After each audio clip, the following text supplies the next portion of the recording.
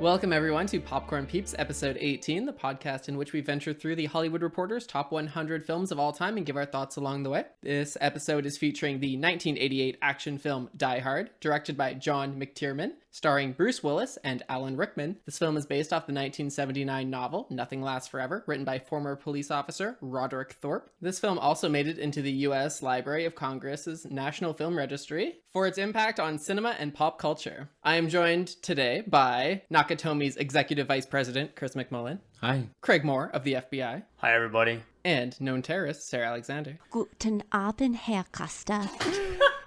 So, we're not going to fuck around here. We're going to get right into it, into the most important Die Hard topic. Is Die Hard a Christmas movie? Why or why not? The floor is open. Hard yes, absolutely. It happens at Christmas. There's Christmas music. There's Christmas carol being sung as the credits roll. It's a Christmas story. There's no doubt about it. No one can dispute it's not a Christmas movie. Sarah, you on board? Yeah, sure. If people want it to be a Christmas movie, I don't have a hard stake in it either way. I won't watch it for Christmas. Sarah, you can gatekeep Christmas. That's fine. No.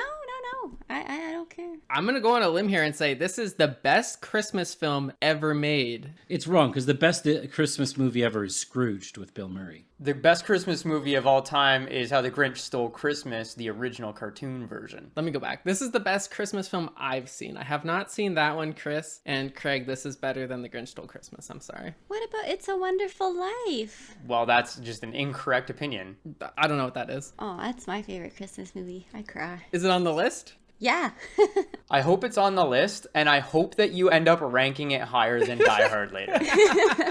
Yeah, I totally think this is a Christmas movie too. We got Christmas Eve. We got a Santa hat. The terrorist gets killed, thrown down the elevator, says ho ho ho on his shirt and has a Santa hat. If that's not Christmas, I don't know what is. Is the second one a Christmas movie too? Oh, I have not seen the second one. It also takes place at Christmas. They're like, how does this keep happening at Christmas, I think? It's maybe a Christmas series. As a child of divorce, there was as much warfare going on this Christmas Eve as most of my Christmas Eve. So it felt very relatable in that aspect. Is that what's wrong with you? You're a child of divorce? Chris. There's many things wrong with me. It's one of the things wrong with him. Moving on, let's talk about our core characters, their roles in the story. Mr. John McClane, what do you guys think of our lead? He had a lot of great one-liners, and as, I guess, an action star, he was okay. As a character, I don't know that I got a lot out of him, but he was entertaining. He felt like 1980s Tony Stark. The way that Tony Stark shoots his missiles as Iron Man, delivers a quip, the exact same thing happens in this film, and you can kind of see why this film is regarded as a classic. If it's good or not, it was at least influential because shit like that now is everywhere. But isn't that kind of a James Bond thing? Please don't compare John McClane to James Bond. No, what I'm saying is that trope of like saying something awesome and then doing something cool and laughing at the bad guy is kind of a Bond trope. Okay, yes, that's fair. Yeah. I mean, I think he was just a poor American's version of James Bond. He was more gun-toting, more rootin'-tootin' version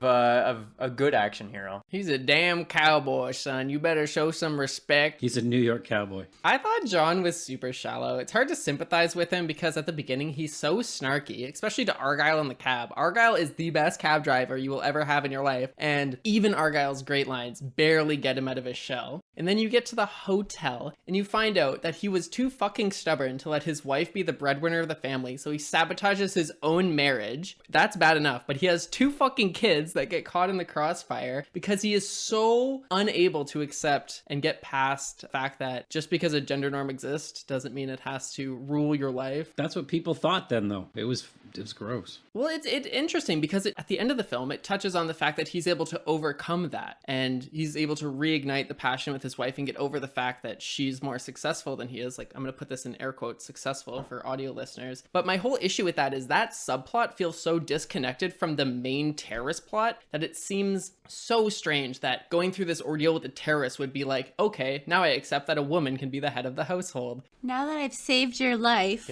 Yeah, where's the connective tissue there? Now that I've proven I'm this godly man, I guess you can make some money as a director. Yes. And I'm okay with it. Now that you needed me to save you. I agree, Jordan. Now that I've got one that I can hold over your head forever, I suppose I'll let you succeed a little bit. Yeah. The redeeming characteristics, I did love his one-liners. Yippee-ki-yay, motherfucker is super fun to say. Oh, yeah. And perhaps I will be adding this, not into my daily vocabulary, but when necessary, a yippee-ki-yay may come out. I actually said that this morning in our staff meeting.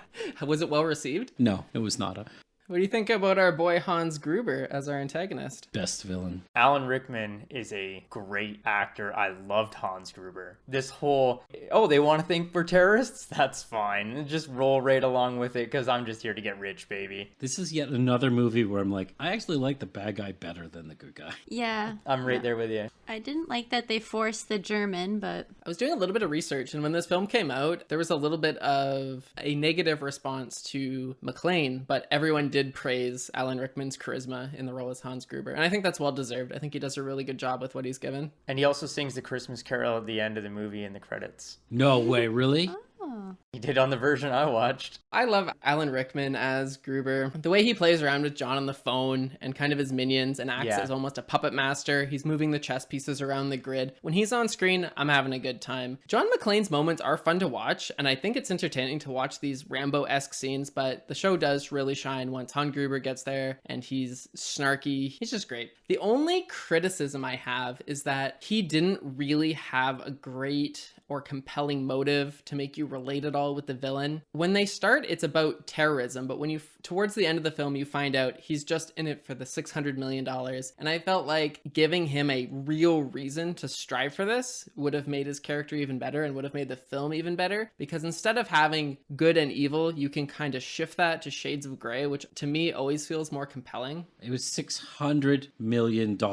I would agree that Shades of Grey is usually more compelling, but when you have a protagonist like John McClane, who's just a rootin' tootin' cowboy, really the proper foil to have against that is just, you know, the bank robber and the old-timey city who just wants to break into the vault and steal all the gold. That it's a cowboy movie, right? That's all it is. And you got the wandering masked cowboy who wanders into town just in time to catch the bad guy who's trying to rob the train or whatever. That's all it is. I loved Alan Rickman, but I wanted a reason to root for him other than the fact that I think he's a good actor, because the character felt a little bit dry other than what the actor was able to put in to flesh it out. Like, I really don't think he was given a lot to succeed, and I think it's a miracle that he succeeded at all. I think that's all the characters, though. None of them were really given a lot. They're all pretty surface. And the only reason I cheered for Alan Rickman is just because John McClane got so cocky. Yeah. I would like to argue that not all the characters are super lame surface level. I'd like to give a shout out to my boy Powell, who I think is the most important of the side characters. Putting him in the film is almost necessary, not only because it gives John McClane someone to interact with to develop his character and kind of allow the audience to empathize with him. They take the dark route, and I was surprised. He was being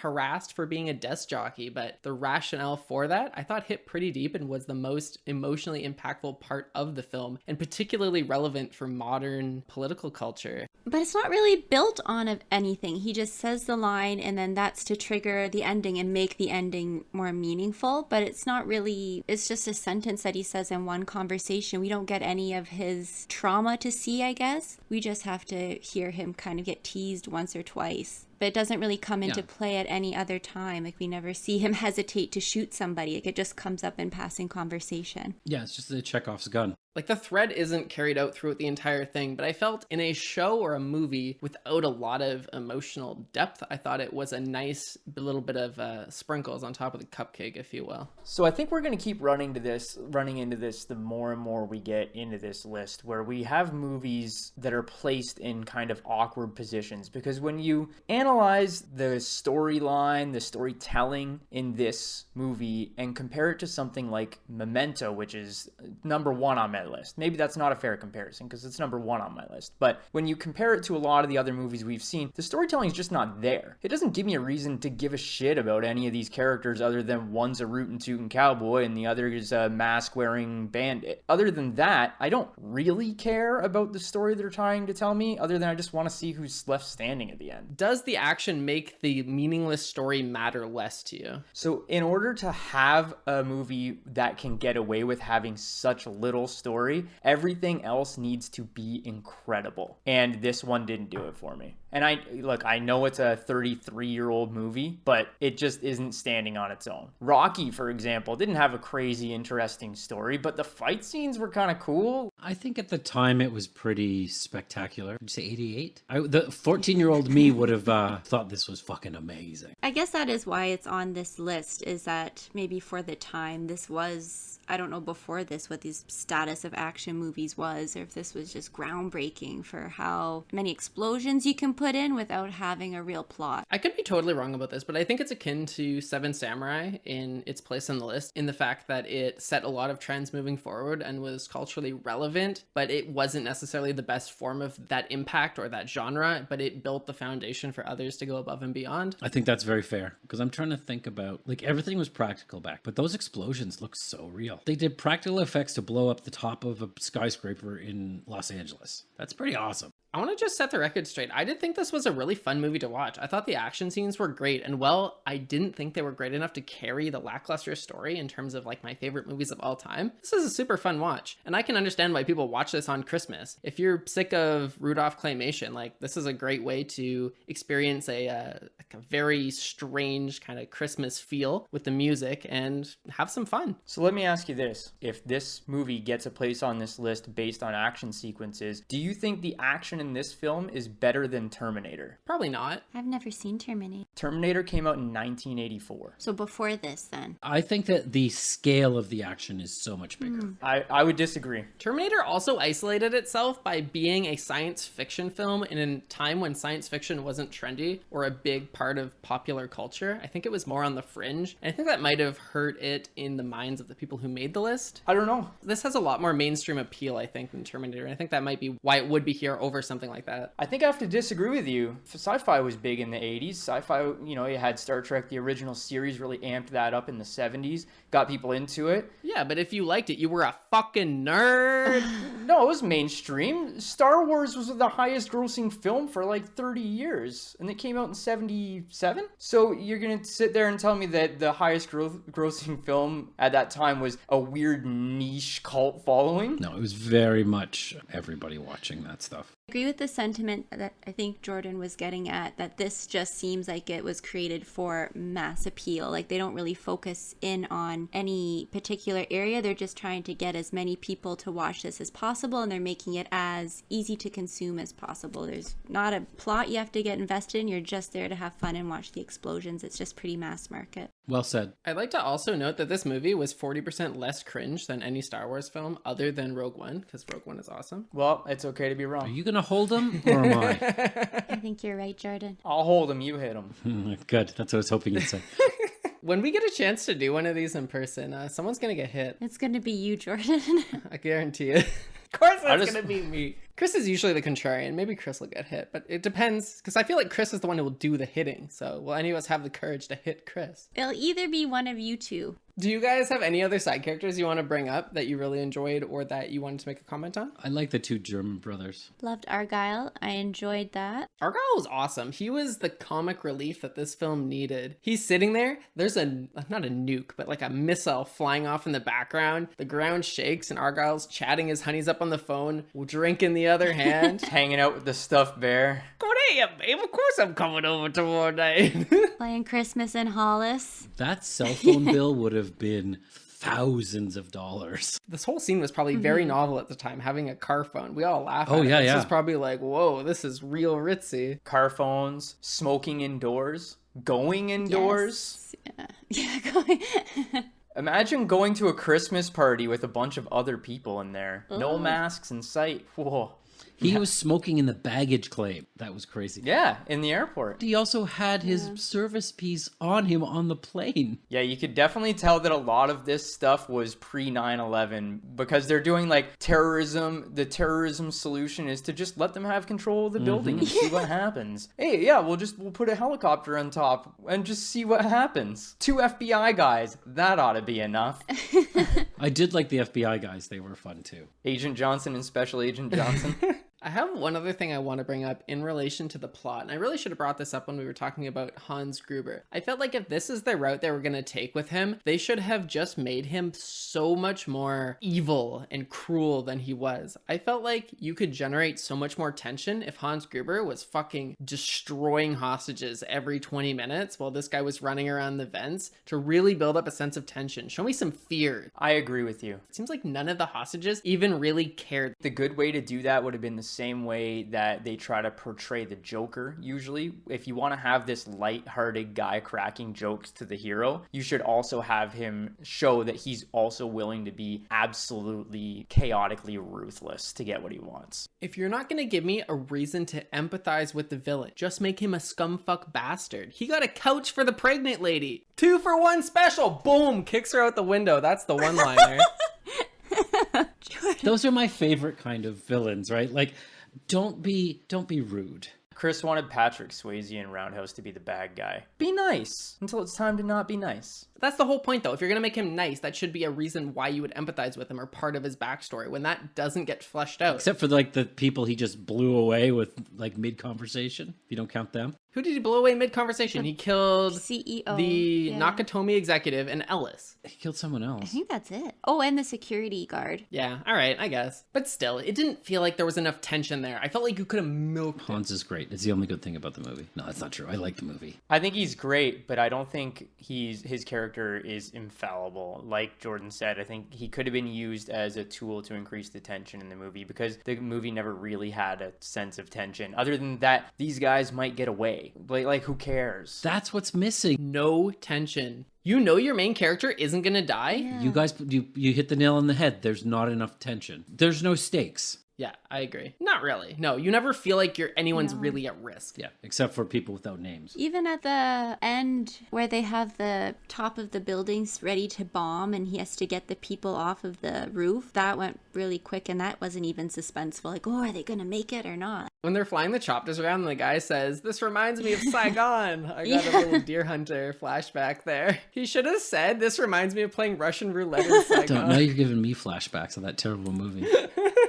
Throwback. Do you guys have any particular moments you thought stood out as really great or moments you thought stood out as terrible? I thought there were a lot of great little moments that would be memorable. Him crawling through the air vent, him jumping in the elevator shaft, running through the glass with his feet. Like, that's what I think is memorable about this movie is there were a lot of cool little things in it. The larger story I don't give a shit about. Well put. So for me, my favorite scene is the one where he runs into Hans. Yeah. Hans's American accent. Oh, it was so good. It's like that, like somewhere in the Bible Belt, like totally cowardly. Oh, that was beautiful. Just how he switched it like that. I'd like to take something back. That was an actually a tense scene when I want to call him Willis because I feel like the character itself was so impactless. When McCain and Gruber finally meet, but McCain doesn't know that Gruber is Gruber. And that was a great scene. That was really enjoyable. And I like that you kind of get the double fake where the guy goes to betray him, but he anticipates it, swings around with the gun. Different version of the film, Clay is a normal dude and dies because he didn't get any ammunition. Pretty well every one of the interactions between Hans Gruber and John McClane are good moments in the film. Their characters do play really well off each other, and the actors play really well off each other too, I think. My favorite scene in the movie, towards the very end, where Hans Gruber and John McClane are having that kind of tense standoff where John McClane's got his hands up like he's surrendering, and they have that kind of witty back and forth, Roy Rogers, yippee-ki-yay, motherfucker moment. And he yells for Holly to get out of the way, and she actually hits Hans Gruber into the window. It was a whole really cool scene. That really, for me, was the culmination of all of the Gruber and McClane scenes together, and it was well executed. Yeah, I agree. The ending itself was fun. I thought leading up to the ending, there was about 15 or so minutes where they're just kind of trying to get to that climax that I thought dragged a little bit. But once we got there, once we had that final standoff, that was fun. Do you know they really dropped Rickman like 30 feet? Oh. Yeah, and they did it on 2 or something like that. They said, okay, we'll drop you on 3. And then they went 1, 2 and dropped him so that he'd actually have like the what the fuck face. That's like in 7 when they didn't tell him the third sin was Yeah. gonna screech up at him. Scared the shit out of the poor actor. The one thing that really irritated me was the shitty symbolism of what saved Holly was undoing the watch that she had earned. What she worked hard Yeah. for? Yeah. I was like, yep. Yeah, that pissed me off. I'm going to give up the things I care about now. John was right. That's a beautiful Rolex date dress, by the way, folks. Yeah. Rolexes are for I douches. hated that. If it makes her feel any better, if she's the director of this company that spends $610 million in 10 days, she can buy a new Rolex. So Hopefully she gets an Omega or something else. Maybe she's CEO now. Fold up some of those bonds and stuff them in the back Yeah, pocket on the way out of the building. No one's gonna know. Oh, they must have got lost in the fire. Oh, Who's going to know? finders Who's keepers. gonna know? You guys want to talk a little bit about the music? Yeah, what music? Was there anything? I thought the music was wonderful in this film. I can understand you guys not liking the other soundtracks on the list, but this does something really cool that makes it unique. It takes a very stereotypical action movie soundtrack and then it throws in awesome Christmas remixes in. It's like every fourth track to really build on that Christmas vibe. And hearing these renditions of these familiar tunes, but with this bombastic vibe, I thought it was really cool and it really made this soundtrack feel unique. Does it rage anyone else that he likes this soundtrack and not Seven? The only thing I remember hearing is just different variations of, what is it, Beethoven's Ninth that's in this, and then Christmas in Hollis by Run DMC. No. They do there's 3 or 4 Christmas tracks. Sorry, Jordan, you're on your own for this one. No, I thought this music was great. Give it a hard D minus. I said D for Debris your old at one point. degenerates. They have been playing, that guy has been playing that song on that piano for like 3 hours. Jordan, this soundtrack or Slumdog soundtrack? Slumdog soundtrack is more entertaining, but this soundtrack, oh no, but the sitar in Slumdog, I'm conflicted. The sitar just hit me. Jordan, I need you to prepare yourself. Right now, I'm just putting a slap in my pocket, and the next time I see you, I'm going to slap you. I got my ninja moves ready.